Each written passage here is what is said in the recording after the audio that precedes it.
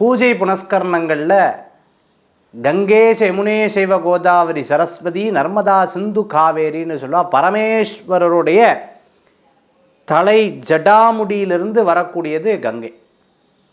கங்கைக்கு அவ்வளோ மகத்துவம் முக்கியத்துவம் கொடுக்குறா.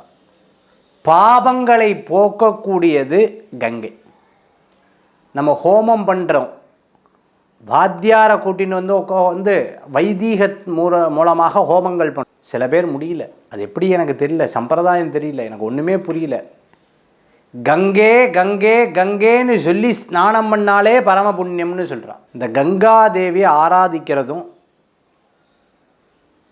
அந்த சுவாமி கோயிலில் இருக்கக்கூடிய இறைவனை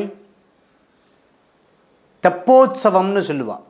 இந்த மாதிரி உற்சவங்கள் கொண்டாடுறதும் இந்த மாசி மகத்தில் இருக்கக்கூடிய விசேஷம்.